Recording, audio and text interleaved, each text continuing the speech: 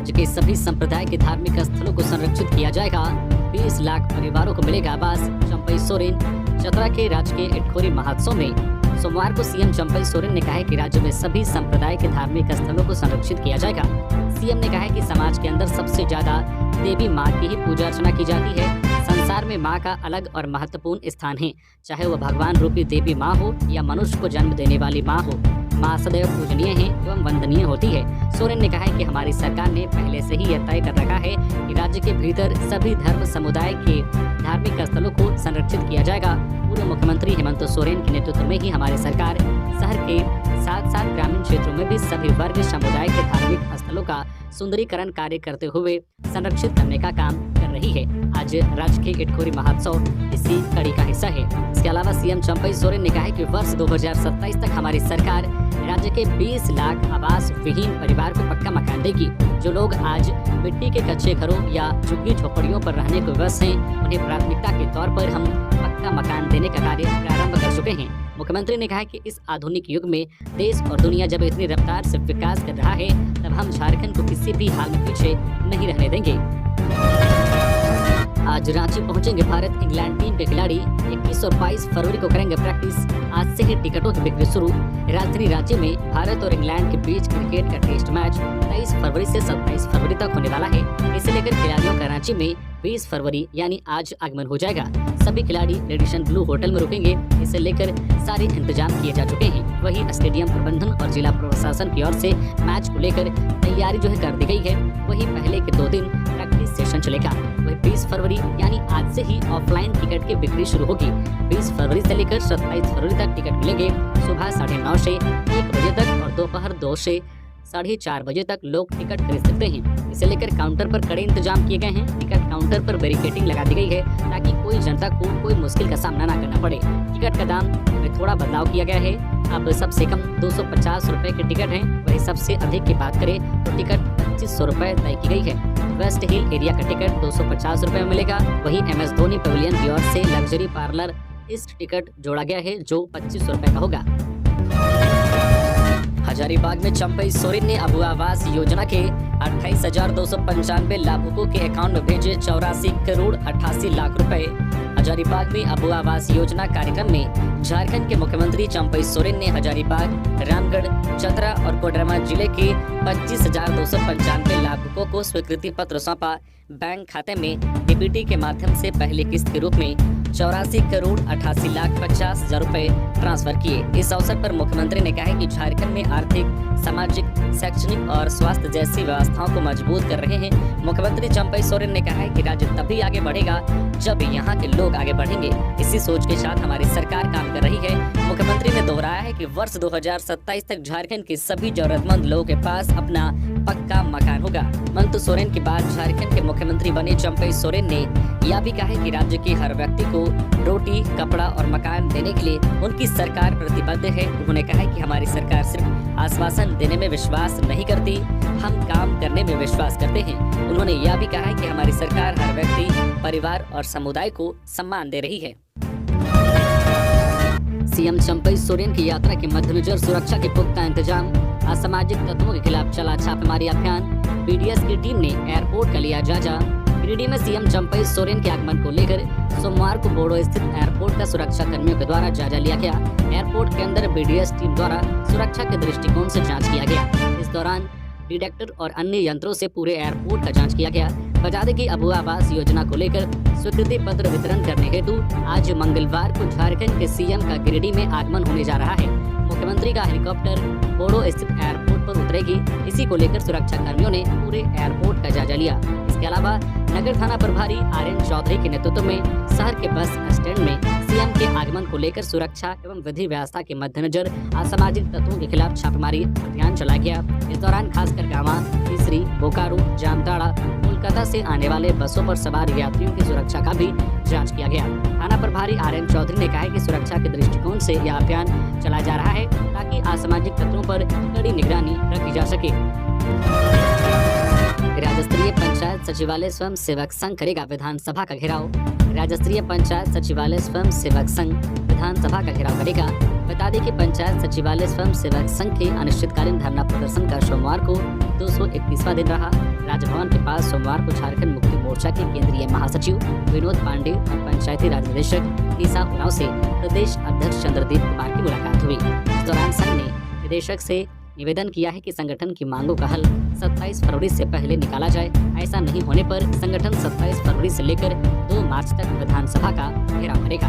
बता दें कि इसी बीच विधानसभा का सत्र भी आहूत होना है। संघ नेता ने कहा है कि विधानसभा घेराव कार्यक्रम में हजारों की संख्या में पंचायत सचिवालय स्वयं सेवक के सदस्य और उनके परिवार के सदस्य शामिल होंगे।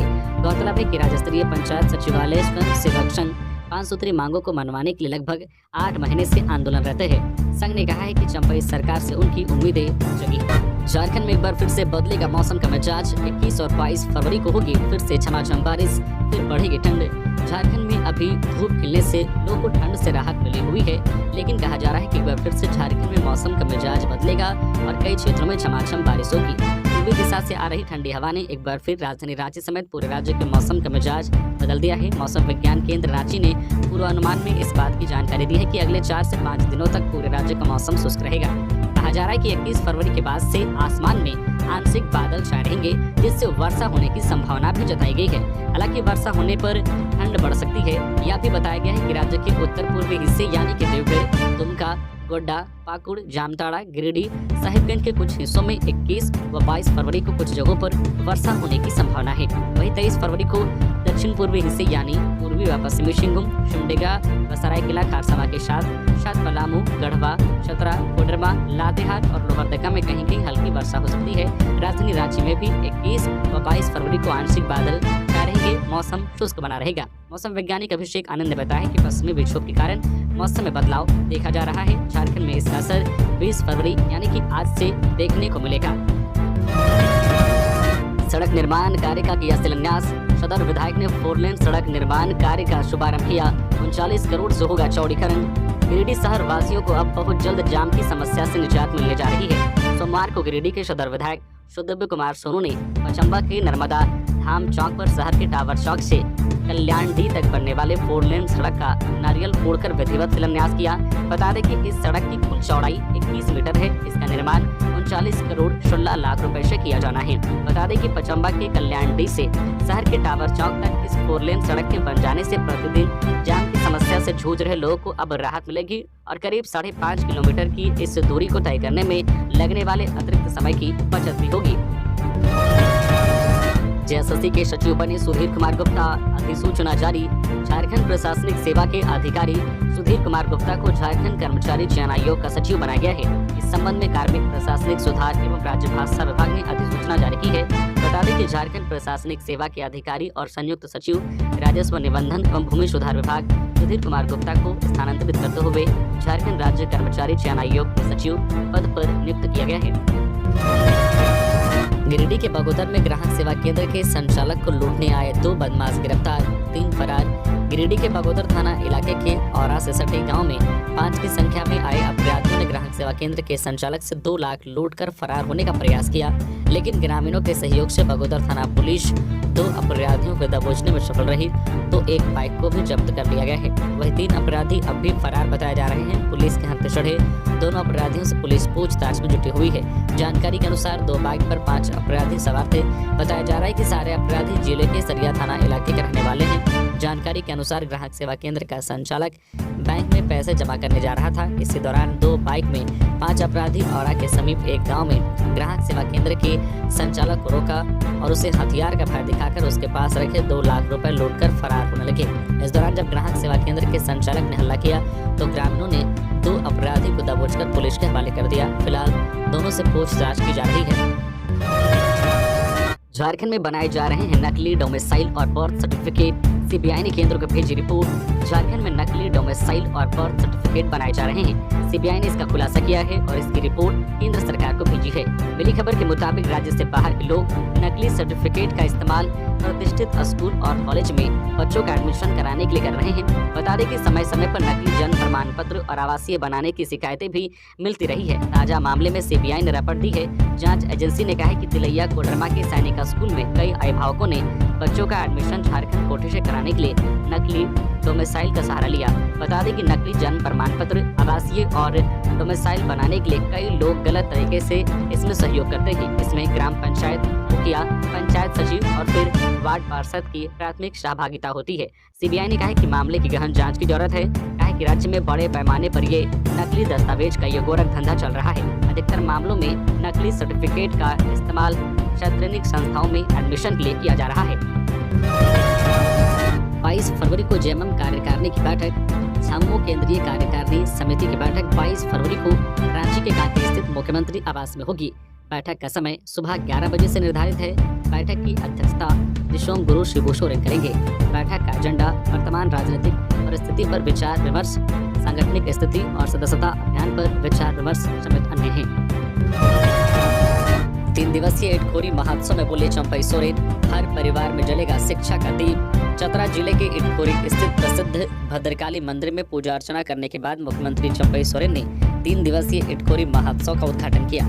इस अवसर पर उन्होंने कहा कि मनुष्य जीवन में देवी देवताओं का उदय होता है। मां भद्रकाली से कुशलता की कामना करते हैं। समाज को दुराचार से बचाने के लिए ही मां होती है। झारखंड के मुख्यमंत्री ने कहा कि समाज में महिलाओं की अहम भूमिका होती है। देवी की कई रूपों में पूजा होती है। चंपई सोरेन ने एक बार फिर कहा कि हमारे प्रदेश की खनिज संपदा का लाभ दूसरे प्रदेशों के लोग ले रहे हैं। आधुनिक युग में झारखंड को भी विकास की ओर ले जाना है। यहाँ के मूलवासी को उसका लाभ मिलेगा। उन्होंने कहा कि वर्तमान में झारखंड में 15,000 किलोमीटर सड़क का निर्माण किया जा रहा है। हमारे राज्य में कोई भी परिवार जो है भवनहीन नहीं रहेगा। सभी का अपना पक्का मकान होगा। सभी को शिक्षा देंगे। पैसे के अभाव में किसी की पढ़ाई नहीं रुकेगी। हर परिवार में शिक्षा का दीप जलेगा। चलती ट्रेन में चढ़ने के दौरान हुआ हादसा। टाटा खड़गपुर ट्रेन में चढ़ने के दौरान हुआ हादसा। युवती का पैर कटा, चल रहा इलाज। जमशेदपुर के सालगाझरी स्टेशन में चलती ट्रेन पर चढ़ने के दौरान गिरकर 22 वर्षीय रूपाली हादसा घायल हो गई। ट्रेन की चपेट में आकर उसका पैर कट गया। आनंद फानंद में उसे इलाज के लिए एमजीएम अस्पताल पहुंचाया गया, जहां उसका इलाज चल रहा है। घटना के बाद थोड़ी देर के लिए ट्रेन को रोक दिया गया। ट्रेन देर से अपने गंतव्य की ओर रवाना हुई। रूपाली मूल रूप से चाकुलिया प्रखंड के श्याम सुंदरपुर स्थित कालाझोरी की रहने वाली है। वह जमशेदपुर में अपने जीजा लरुक बास्के के घर आई थी। जीजा लरुक ने बताया है कि सुबह वह रूपाली को टाटा खड़गपुर ट्रेन में चढ़ाने के लिए सालगाझरी स्टेशन पहुंचे थे। इस ट्रेन से रूपाली को धालबुमगढ़ जाना था। इसी बीच ट्रेन चल पड़ी। चलते ट्रेन में चढ़ने के दौरान रूपाली का पैर स्लिप कर गया, जिससे वह नीचे गिर पड़ी। इस दौरान वह ट्रेन की चपेट में आ गई। जेएसएससी में नियुक्ति परीक्षा पूरी कराने में जेएसएससी फेल। 10 साल से चल रही सीजल की प्रक्रिया। झारखंड में 3rd और 4th ग्रेड के पदों पर नियुक्ति के लिए वर्ष 2008 में झारखंड कर्मचारी चयन आयोग का गठन किया गया। आयोग के बने लगभग 16 साल हो गए, पर युवाओं की अपेक्षा के अनुरूप नियुक्ति प्रक्रिया पूरी नहीं हो सकी। अब तक हुई परीक्षाओं को देखा जाए तो झारखंड कर्मचारी चयन आयोग समय पर परीक्षा लेने व रिजल्ट देने में फेल रहा है। राज्य में कुछ नियुक्ति परीक्षाएं ऐसी हैं जो पिछले 8-10 साल से चल रही है। झारखंड के पड़ोसी राज्यों की स्थिति इससे बेहतर है। झारखंड में पिछले 9 साल से 17,000 हाई स्कूल शिक्षकों की नियुक्ति प्रक्रिया चल रही है। वहीं बिहार में 2 लाख नियुक्ति पत्र का वितरण भी कर दिया गया है। झारखंड में अभ्यर्थी आयोग की कार्यप्रणाली पर सवाल उठाते रहे हैं। समय पर परीक्षा जेएसएससी एग्जाम नहीं लेने के साथ साथ प्रश्न पत्र आउट होने का मामला भी सामने आया है। कुछ परीक्षाओं के रिजल्ट को लेकर भी अभ्यर्थी न्यायालय भी गए हैं। राज्य के हाई स्कूलों में 17,572 पदों पर पिछले 9 सालों से नियुक्ति प्रक्रिया चल रही है। नियुक्ति के लिए 2016 में आवेदन आमंत्रित किए गए हैं। 2017 में परीक्षा ली गई। रिजल्ट जारी करने की प्रक्रिया 2018 में शुरू हुई, जो अब तक चल रही है। टाटानगर स्टेशन से आस्था स्पेशल ट्रेन रवाना। 20 बोगी की स्पेशल ट्रेन आज मंगलवार को पहुंचेगी अयोध्या। सांसद विद्युत वरण महतो ने दिखाई हरी झंडी। जमशेदपुर के टाटानगर स्टेशन के प्लेटफॉर्म नंबर 1 से सांसद विद्युत वरण महतो ने आस्था स्पेशल ट्रेन को हरी झंडी दिखाकर सोमवार को रवाना किया। इस ट्रेन से 1342 श्रद्धालु सफर कर रहे हैं। ट्रेन सुबह 11:50 पर टाटानगर प्लेटफॉर्म नंबर 1 से खुली और यह आज मंगलवार सुबह 3:20 पर अयोध्या पहुंचेगी। 20 बोगियों वाली इस आस्था स्पेशल ट्रेन के माध्यम से अयोध्या धाम में प्रभु श्री राम के सुगम दर्शन के लिए भाजपा कार्यकर्ताओं को इसकी जिम्मेदारी दी गई थी। ट्रेन को हरी झंडी दिखाने से पूर्व स्टेशन के प्लेटफॉर्म नंबर 1 में एक कार्यक्रम का आयोजन किया गया था, जिसमें यात्रा करने वाले श्रद्धालुओं का स्वागत किया गया। मौके पर सांसद ने लोगों को संबोधित किया। यह ट्रेन स्टेशन के प्लेटफॉर्म नंबर 1 से खुलने के बाद चांडिल, पुरलिया, करकाकाना, राजाबेड़ा होकर गोमू, मुगलसराय के रास्ते बनारस होकर अयोध्या जाएगी। पूर्व मंत्री मनोज सिन्हा ने दिल्ली में जमे कांग्रेसी विधायकों पर भाजपा के हाथों बिकने का लगाया आरोप। झारखंड पार्टी जेपी के प्रमुख और पूर्व मंत्री मनोज सिन्हा ने दिल्ली में जमे कांग्रेसी विधायकों को निशाने पर लिया है। सिमडेगा में सोमवार को पार्टी कार्यकर्ताओं संघ आयोजित एक कार्यक्रम के बाद मीडिया से बात करते हुए कांग्रेस विधायकों पर चुटकी ली। कहा है कि जो भी कांग्रेस के विधायक सरकार से नाराज हैं, वे भाजपा के हाथों बिक चुके हैं। कांग्रेसी विधायक भी यही चाहते हैं कि यहाँ का कंट्रोल दिल्ली से ही होता रहे। अभी तो ऐसा लगता है कि वे बीजेपी के हाथों बिक गए हैं, प्रदेश सरकार को अस्थिर करने में लगे हैं। उनका ध्यान क्षेत्र के लोगों के विकास और उनकी भावनाओं पर नहीं है। इस क्षेत्र की जनता कांग्रेस छामुओं से उब चुकी है, भ्रष्टाचार चरम पर है, अब बदलाव का मन बना चुकी है। धनबाद में कंप्यूटर की कोचिंग करने गई छात्रा का अपहरण, पुलिस ने शुरू की पड़ताल। कतरास थाना क्षेत्र अंतर्गत श्यामडी से छात्रा का अपहरण हो गया है। छात्रा का नाम लक्ष्मी बताया जा रहा है। छात्रा के परिवार वालों ने बताया है कि लक्ष्मी कंप्यूटर क्लास की कोचिंग करने गई थी। छात्रा के भाई ने साइकिल से उसे कोचिंग सेंटर तक छोड़ा। काफी समय बीतने के बाद भी जब छात्रा नहीं आई तो उसका छोटा भाई उसे लेने कोचिंग सेंटर पहुंचा, लेकिन छात्रा का कुछ भी पता नहीं चला। छात्रा की एक सहेली को फोन करने पर पता चला कि वो टोटो से घर निकल गई है। कुछ ही समय बाद एक अज्ञात नंबर से छात्रा का फोन आया और उसने बताया है कि 2 लड़कों ने उसका अपहरण कर लिया है। इसके बाद फोन कट हो गया। फोन आने के बाद से परिवार में मातम का माहौल है। छात्रा का फोन आने के बाद परिजनों ने कतरास पुलिस को इसकी सूचना दी। परिजनों ने इसकी लिखित शिकायत पुलिस स्टेशन में दर्ज कराई है। पुलिस कार्रवाई में इधर जुट गई है। मिली खबर के मुताबिक छात्रा कतरास थाना क्षेत्र अंतर्गत आकाश किनारे के रहने वाली है। उसका अपहरण श्यामडी में हुआ है, जहां वो कोचिंग करने गई थी। रामगढ़ में डीआईजी की टीम पर हमला, 40 से 50 लोग पहुंचे थे मारने। रामगढ़ के घाटों इलाके में कोयला तस्करों ने पुलिस की टीम पर हमला कर दिया है। जानकारी के मुताबिक सभी पुलिस हजारीबाग डीआईजी की क्यूआरटी है। दरअसल हजारीबाग डीआईजी ने कोयला तस्करों को पकड़ने के लिए अचानक छापेमारी कराई थी। घटना रविवार देर रात करीब 1 बजे की बताई जा रही है। इस दौरान पुलिस टीम ने 2 ट्रैक्टरों में लोड चोरी के कोयला के साथ गाड़ी को पकड़ लिया था। फिर कुछ देर बाद कोयला तस्कर 40 से 50 की संख्या में पहुंचे और पुलिस टीम पर हमला कर दिया। पथराव के दौरान पुलिस की गाड़ी क्षतिग्रस्त हो गई। फिलहाल किसी के घायल होने की सूचना नहीं है। कोयला तस्कर हमला करने के बाद मौके से फरार हो गए। घाटों थाना में कोयला तस्करों के खिलाफ प्राथमिकी दर्ज कराई गई है। इस संबंध में हजारीबाग रेंज के डीआईजी सुनील भास्कर ने कहा है कि किसी भी कीमत पर कोयला का अवैध कारोबार बर्दाश्त नहीं किया जाएगा। इस धंधे में जो भी लोग शामिल होंगे उन पर कड़ी कार्रवाई की जाएगी। झारखंड के बोर्डिंग स्कूलों में दाखिले के लिए आवेदन प्रक्रिया शुरू, 17 मार्च को होगी प्रवेश परीक्षा। झारखंड के बोर्डिंग स्कूलों में दाखिले के लिए आवेदन प्रक्रिया शुरू हो गई है। जो छात्र बोर्डिंग स्कूल में 6ठी, 7वीं और 8वीं क्लास में नामांकन करवाना चाहते हैं वो 7 मार्च तक आवेदन कर सकते हैं। वहीं 17 मार्च को प्रवेश परीक्षा ली जाएगी। इसे लेकर कल्याण विभाग ने प्रमंडलवार विज्ञापन मांगा है। वही कल्याण विभाग ने जारी निर्देश में स्पष्ट किया है कि 6ठी, 7वीं और 8वीं के लिए जांच परीक्षा ली जाएगी। इसके लिए छात्र छात्राओं को 5वीं, 6ठी व 7वीं पास होना अनिवार्य है। प्रवेश परीक्षा में हिंदी, अंग्रेजी, गणित, विज्ञान और सामाजिक विज्ञान के ऑब्जेक्टिव सवाल पूछे जाएंगे। 6ठी क्लास में नामांकन के लिए 31 मार्च तक न्यूनतम उम्र सीमा 10 वर्ष, अधिकतम 13 वर्ष होनी चाहिए। वहीं 7वीं के लिए न्यूनतम 11 वर्ष, अधिकतम 14 वर्ष और 8वीं के लिए न्यूनतम 12 वर्ष और अधिकतम 15 वर्ष होना अनिवार्य होगी। टीचर्स का कौशल बढ़ाने को झारखंड में बनेगी फैकल्टी डेवलपमेंट एकेडमी। झारखंड के शिक्षकों की कौशल क्षमता को बढ़ाने के लिए फैकल्टी डेवलपमेंट एकेडमी स्थापित की जाएगी। राष्ट्रीय शिक्षा नीति 2020 के अनुरूप यह पहल की गई है। यह फैकल्टी डेवलपमेंट एकेडमी राज्य में उच्च शिक्षा प्रणाली को बदलने की दिशा में एक बड़ा कदम होगा। इस पहल से शिक्षकों को अपनी संबंधित क्षेत्रों में रिसर्च कर नए चीजों को विकसित करने का मौका मिलेगा। इसे लेकर उच्च एवं तकनीकी शिक्षा विभाग के प्रधान सचिव राहुल पुरवार ने पिछले दिनों बताया था कि फैकल्टी डेवलपमेंट एकेडमी में शिक्षकों को अप टू डेट रखने के लिए क्षमता निर्माण कराया जाएगा। यह प्रस्ताव अभी वित्त विभाग में विचाराधीन है। वित्त विभाग से स्वीकृति मिलने के बाद इसे विधि और योजना विभाग को भेजा जाएगा। फिर इसके लिए कैबिनेट से स्वीकृति ली जाएगी। वही पूर्वार ने कुछ दिन पहले ही बताया था कि राज्य सरकार प्राइवेट विश्वविद्यालयों पर नकेल कसने के लिए मॉडल एक्ट बना रही है, जिसमें पुराने व नए विश्वविद्यालय शामिल होंगे। सीएम आएंगे गिरिडीह, पुलिस ने की तैयारियों की समीक्षा। एसपी दीपक शर्मा ने की तैयारियों को लेकर चर्चा। अधिकारियों को अलर्ट मोड में रहने का दिया निर्देश। गिरिडीह जिले के पपरवाटांड़ स्थित जिला पुलिस मुख्यालय में पुलिस अधीक्षक दीपक कुमार शर्मा की अध्यक्षता में क्राइम मीटिंग का आयोजन किया गया। इस दौरान मुख्यमंत्री चंपई सोरेन के आगमन को लेकर तैयारी पर चर्चा की गई। इस मीटिंग में जिले के सभी पुलिस पदाधिकारी मौजूद रहे। वहीं दूसरी ओर सरस्वती पूजा के शांतिपूर्ण समापन को लेकर सभी को एसपी दीपक कुमार शर्मा ने सम्मानित भी किया।